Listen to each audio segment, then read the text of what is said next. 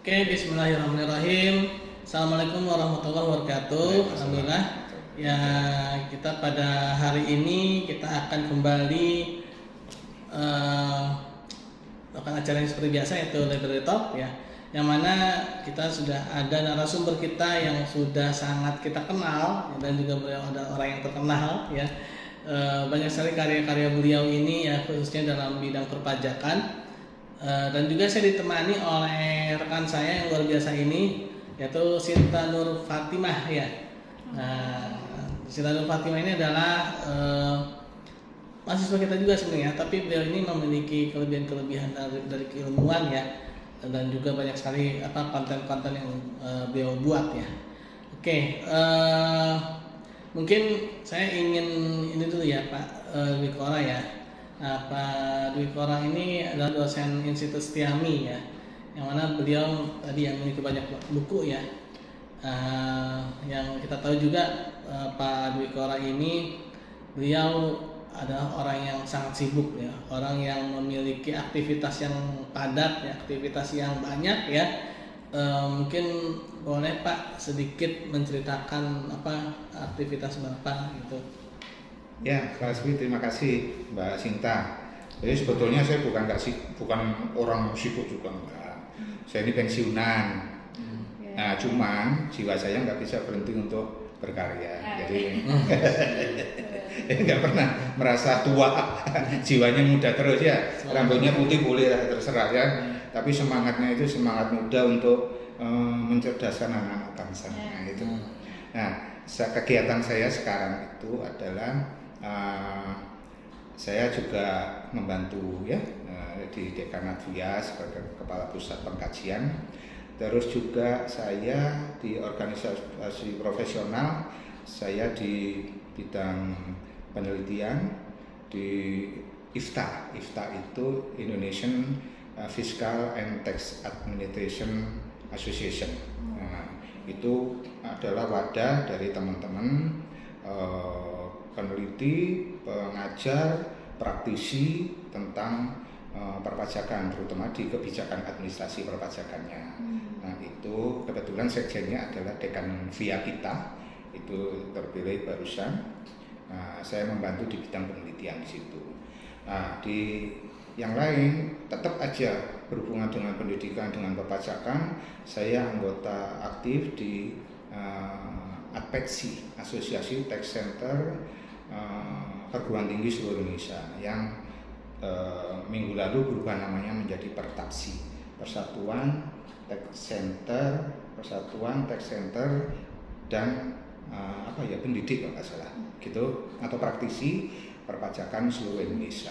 Nah, itu saya sebagai anggota tetapnya. Saya juga kebetulan di Jabar 3 saya sebagai salah satu koordinator di Tax Center, dan karena sekarang saya sudah ke Jakarta, ada mutasi dari kampus A ke kampus pusat, jadi saya sudah tinggalkan itu dan sebentar lagi akan serah terimakan.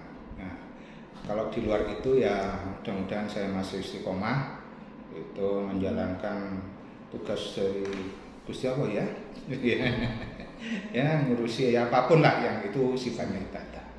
Kalau untuk dosen, alhamdulillah saya masih dipercaya mengajar tentang perpajakan, metode penelitian, dan hal-hal yang menyangkut tentang kebijakan perpajakan dan fiskal. Itu ya. Oke, terima kasih Pak Dekora. Sebelum mungkin Sinta ada yang ingin ditanyakan dari Pak Dekora. Sejatinya Pak Dwi Korang kita sempat bertemu di semester 5 ya Pak. Apa itu? Waktu itu metode penelitian. Metode penelitian ya. Iya. Salah satu jadi dosen favorit juga, review dari teman-teman gitu kan. Karena memang cara ngajar dari Bapak ini lumayan funny buat kita nih, buat anak muda. Jadi terbukti ya dari karya-karya Bapak juga tadi aktif di organisasi banyak gitu ya Pak di usia yang sekarang gitu. Jadi memotivasi banget buat kita. Mungkin salah satunya yang saya kepoin adalah tips buat teman-teman nih Pak. Gimana sih kalau misalkan bisa tetap produktif di usia saat ini dengan begitu banyak gitu kayak Pak kegiatan di luarnya gitu. Jadi gini, kita ini semua harus ikhlas yang menerima ya. Tetapi ada satu yang kekurangan saya itu belum ikhlas menerima apa yang sudah saya perbuat itu loh. Masih kurang gitu. Ya, jadi ada 4 skill yang penting dan sangat dicari sampai tahun 2030. Apa saja? Yang pertama adalah kemampuan untuk bisa problem solving atau pemecahan masalah. Yang kedua adalah self management, kemampuan untuk bisa memanage diri kita sendiri. Dan yang ketiga adalah working with people, kemampuan untuk bisa bekerja sama dalam tim. Yang terakhir, yang tidak kalah penting adalah technology adaptation. bikin buku itu, menerbitkan buku itu, kebetulan saya itu suka nulis artikel maupun buku ya. Nah itu saya punya artikel kira-kira sekitar 70, cuman yang dipublish baru 33 atau 35 lah, yang sisanya masih proses ya, artinya di jurnal-jurnal nasional maupun internasional gitu. Yang sedangkan buku saya yang sudah beredar itu baru 3 ya, jadi 2 ini masih dalam pencarian penerbit Pak. Jadi yang 3 itu perpajakan Indonesia seri 1 dan seri 2 yang tahun 2002 saya kolaborasi dengan Ibu Dekan menerbitkan buku bijak menerapkan manajemen perpajakan. Nah itu jadi rahasianya kita tidak boleh puas. Terus yang kedua, tidak ada kata berhenti untuk menulis apapun. Kita ngantuk itu nggak bisa tidur ya, gitu kan, nggak ngantuk tapi nggak bisa tidur itu kan paling susah. Kalau nggak ngantuk nggak bisa tidur wajar, tapi ngantuk tapi nggak bisa tidur berarti ada sesuatu di otak kita yang belum terpenuhi. Nah, buka laptop, ketik apa bisanya. Nah itu 1 jam sehari cukup gitu kan. Nah itu yang membuat saya, menurut saya awet tua, awet muda. Jiwa saya muda untuk menulis dan saya kepingin punya ekspektasi bahwa pajak itu gampang untuk semua kalangan ya. Yang susah itu merubah mindset orang melihat pajak itu hal yang menakutkan itu sebetulnya. Saya sudah buktikan di kampus Bekasi itu teman-teman operator pabrik itu ternyata begitu belajar pajak mereka di atas 60-70% dipindah menjadi tenaga administrasi perpajakan gitu, dan mereka sangat senang dan banyak yang meneruskan ke S2 di S2. Berarti memang dari statement orang gitu ya Pak terbukti bahwa kalau pajak itu susah gitu. Justru kalau perkenalan kadang juga kuliah di mana jurusan apa perpajakan, wah berat. Iya betul. Padahal kan enggak ada ibadah di situ. Kenapa? Filosofi pajak itu sebetulnya kan saling tolong menolong, mengisi yang kurang dengan yang lebih. Contoh begini ya Mbak Sinta, Pak Asfi, pajak itu kan dibatasi. Artinya sebetulnya yang dipajaki itu yang orang yang sudah memenuhi syarat. Kalau orang pribadi ya yang di atas PTKP gitu kan. Artinya apa? Yang di bawah PTKP itu anggaplah tanda kutip orang nggak mampu. Sedangkan yang di atas PTKP itu orang yang mampu. Sehingga orang yang mampu menyubsidi orang yang tidak mampu. Tapi caranya yaitu tadi ada yang langkah ketiga, step ketiga di pengertian pajak itu tidak mendapatkan kontraprestasi secara langsung. Artinya ya orang yang nggak mampu ini dibiayai oleh Kementerian Sosial, diberikanlah santunan untuk belajar beasiswa kayak gitu. Dari mana duitnya? Ya dari yang mampu membayar pajak. Itu kenapa saya getol dengan pajak, karena ada ibadahnya di situ. Nah itu yang sering disalah tafsirkan oleh teman-teman bahwa pajak itu kan memaksa gitu kan. Artinya wong kita punya pendapatan kok tidak itu. Kalau boleh menganalogikan bahwa sebetulnya itu pajak itu sebetulnya adalah sedekah kedua, zakat kedua. Yang pertama ya memang zakat kita yang kita wajib, tapi di belakangnya itu ada zakat yang tidak diatur agama tapi diatur negara, secara tidak langsung menambah pahala. Menurut saya itu Pak ikhlas ya Pak, itu karena berdampaknya benar-benar terlihat gitu konkret. Gotong royong yang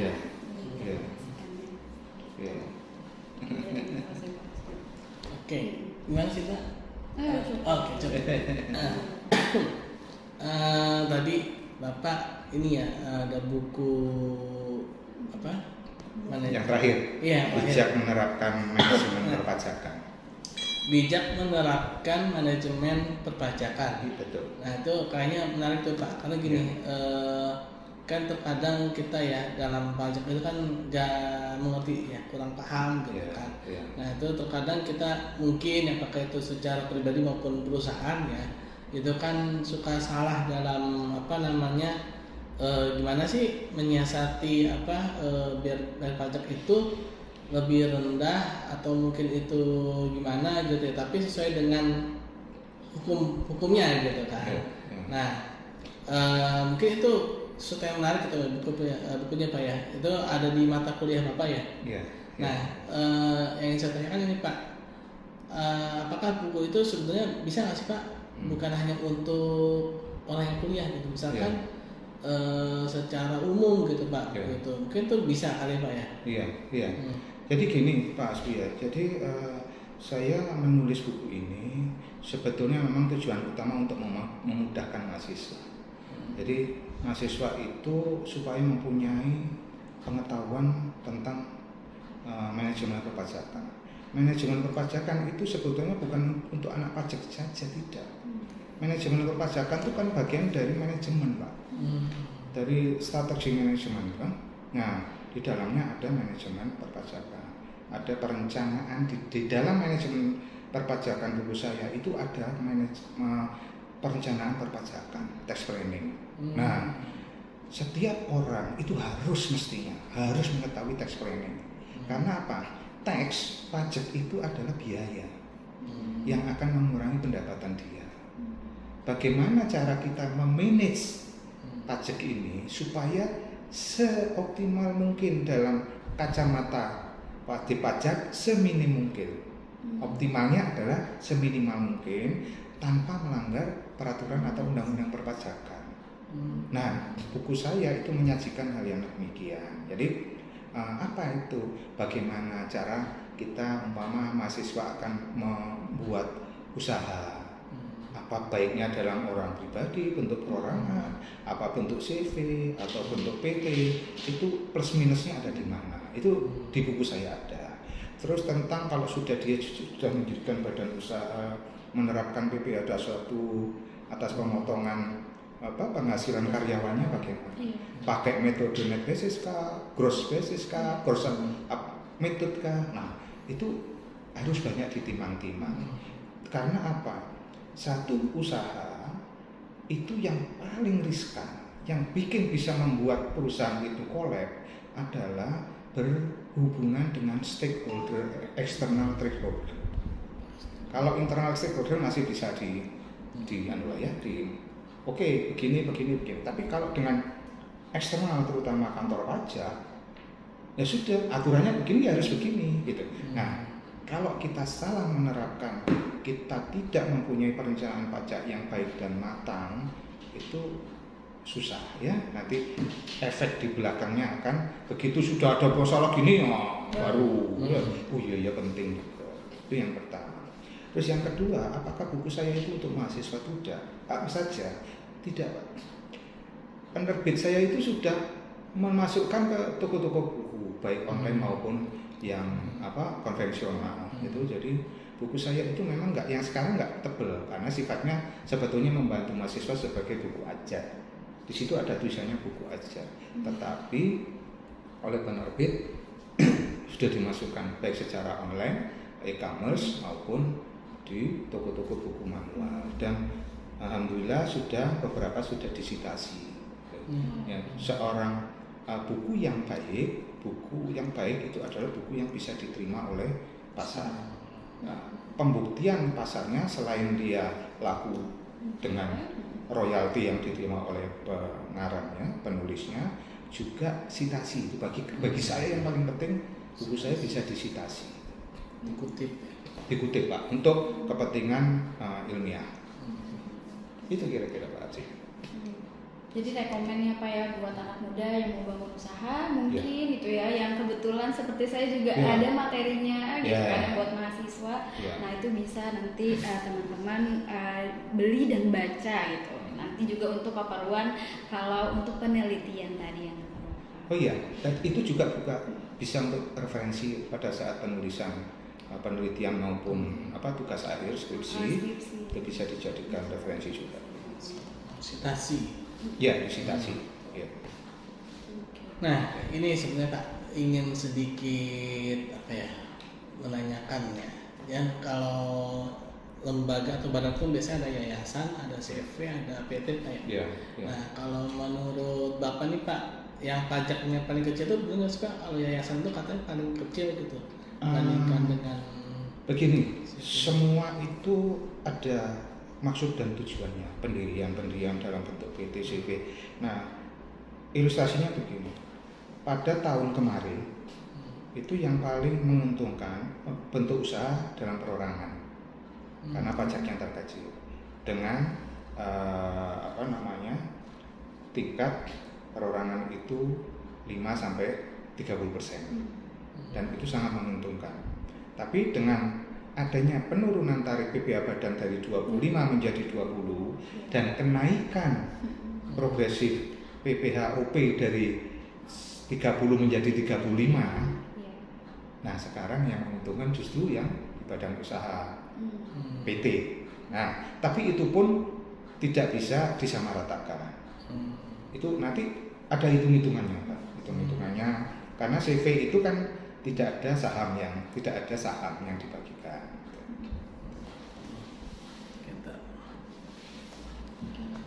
Ya. Oke, Cinta mau ada pertanyaan nggak? Kalau untuk Pak dari Mas Bi aja, kalau misalkan untuk pembedahan dari ini ya Pak ya. Ya. Ada lagi nggak? Kalau ada ini. Mungkin sebentar nanti ini bisa di-close ya Pak. Ya lanjut.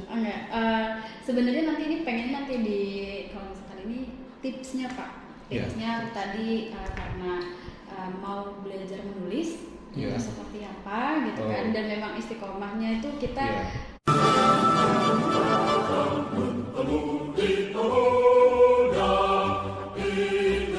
pemuda-pemudi Indonesia, berapa jumlahmu? Jawablah, kami hanya satu.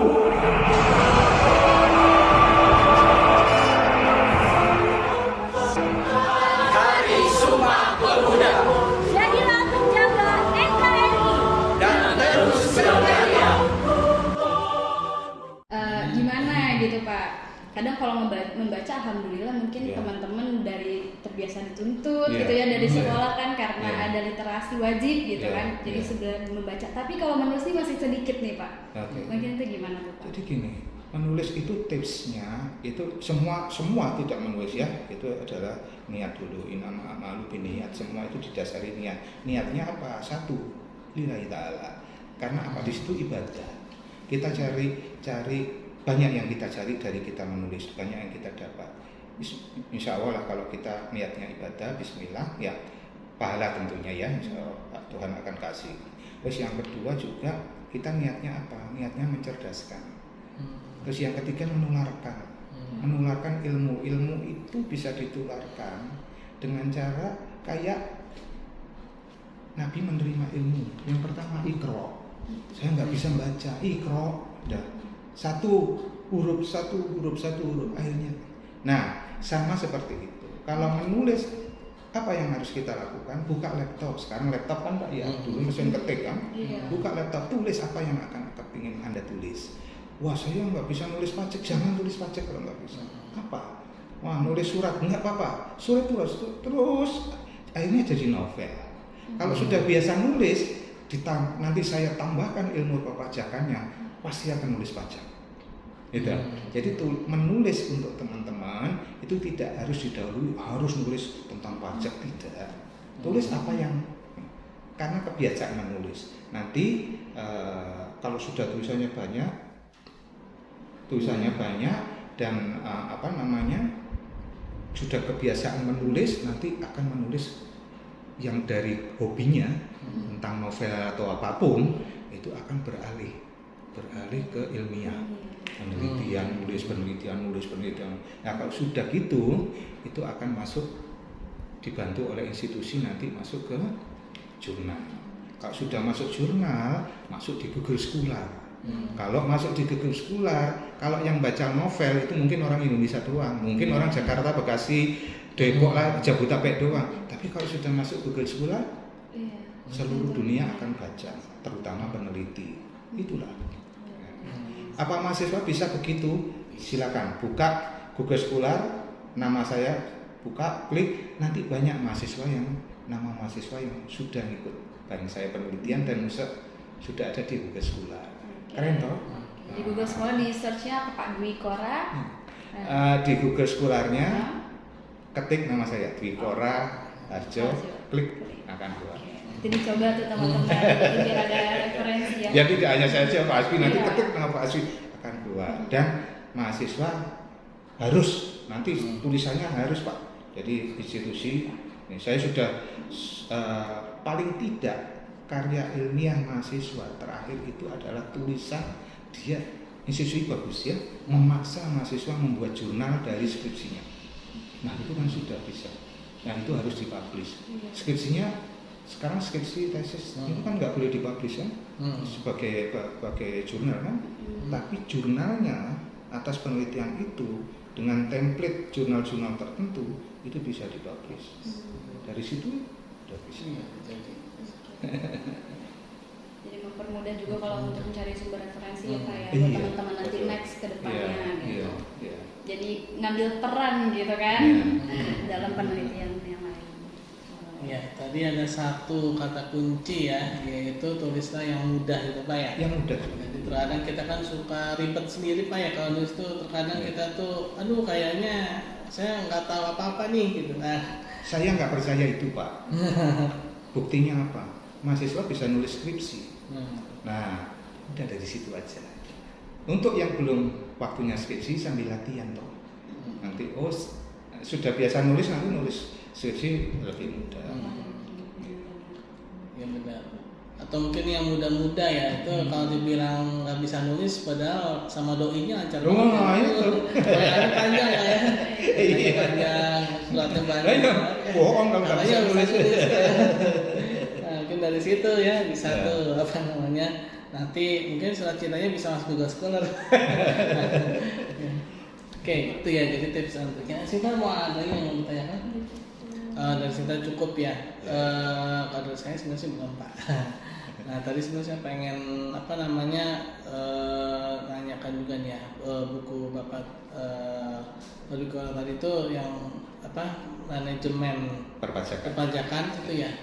Nah saya pengen tahu Pak, sebelumnya apakah Bapak itu ada buku yang judulnya sama atau itu Bapak yang pertama, atau mungkin apa sih keistimewaannya gitu Pak? Di Indonesia ada buku yang juga yang seperti itu gitu. Ya, jadi buku manajemen perpajakan itu yang pertama untuk tujuannya memudahkan. Sebelum itu memang saya sudah bikin modul tentang manajemen perpajakan yang sekarang dibuat blended itu. Itu semua ceritanya saya yang bikin gitu. Cuman dibagi dalam ini kan. Nah, terus saya mahasiswa kan dapatnya per minggu satu bab, per minggu satu bab. Nah, dalam itu kita buatkan dalam bentuk buku ajar yang tidak menyimpang dari RPS dan modul. Karena apa? Buku ajar itu harus dasarnya dari RPS, lain dari buku referensi. Buku referensi itu dari penelitian, tapi kalau buku ajar dari RPS ditambah dengan pengetahuan penulisnya, dan itu tidak menyimpang juga dari modul. Nah, itu yang pertama. Terus yang kedua juga saya, mahasiswa kita ini Stiami itu banyak sebetulnya yang mempunyai usaha, baik itu usaha masih non formal maupun yang sudah formal. Non formal artinya saya jadi reseller, saya jualan online, nah seperti itu. Tapi itu kan itu nanti sekarang yang saya dengar di CP itu akan menelisik itu. Ya, itu akan ditertibkan, dan itu kalau tanpa ada perencanaan yang matang kan, meskipun kecil ya, semua dari yang kecil-kecil dulu. Terus yang kedua, mahasiswa yang sudah punya usaha. Mereka kebanyakan yang hasil dari penelitian saya, kajian saya itu, mereka masih belum mempunyai perencanaan perpajakan. Saya bilang, oke lah, Anda itu dari sisi yang lebih besar, Anda harus punya RKAP, rencana kegiatan dan anggaran perusahaan. Di situ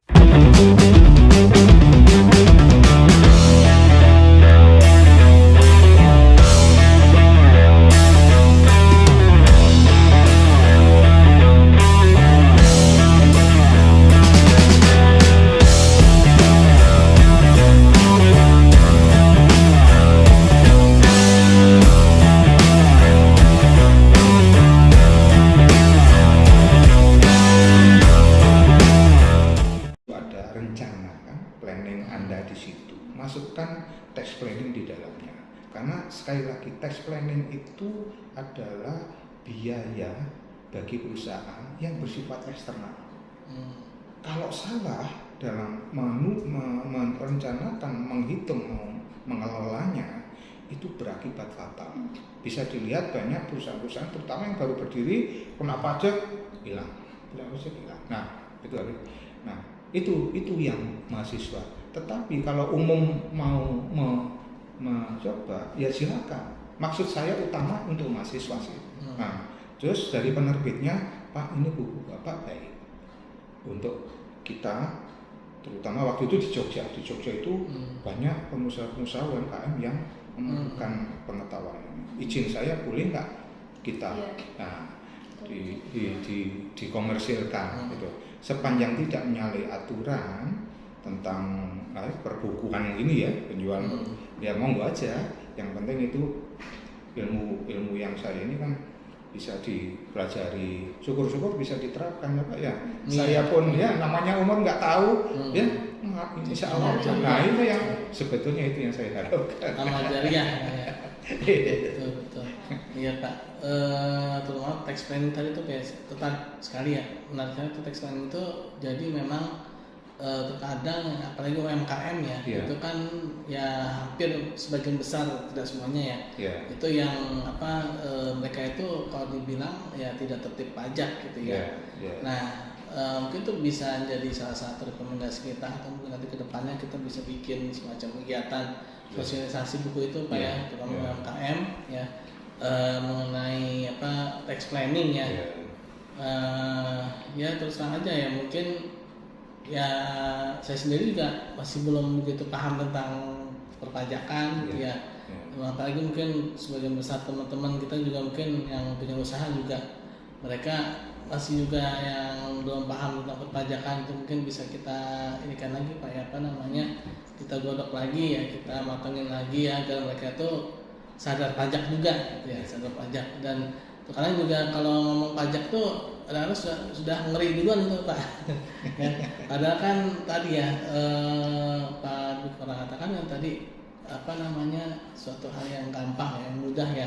Lagi tadi buruh ya, pekerja pabrik itu ternyata bisa ya, mereka karena Pak Dukora mendidik mereka ya, akhirnya mereka bisa menjadi bagian perpajakan. Ya sebenarnya intinya ini ya, kenyamanan ya dalam penyampaian ya. Terkadang kita kalau dengan pajak aja udah ngeri duluan gitu kan, udah pusing duluan gitu ya. Nah mungkin ini menjadi salah satu keunggulan ya. Kalau ini memang luar biasa ya, bisa merubah mindset seseorang ya, yang tadinya takut atau mungkin tidak paham ya dengan perpajakan, tapi bisa menjadi seorang ahli pajak, bahkan menjadi tenaga perpajakan gitu ya. Itu ya. Ingat sih ada yang mau ditanyakan nggak? Iya, dan buat teman-teman mungkin nggak ini sih, ini kita mau closing. Ya boleh. Iya. Mungkin dari Pak Dwi Korani, saya mau minta ada kalimat closing statement. Closing statement for kita nih. Iya. Yang pertama adalah pajak itu bukan momok, tetapi satu kewajiban kita sebagai umat manusia, umat sosial yang harus saling tolong-menolong, saling mengisi, dan itu memang sudah diterapkan.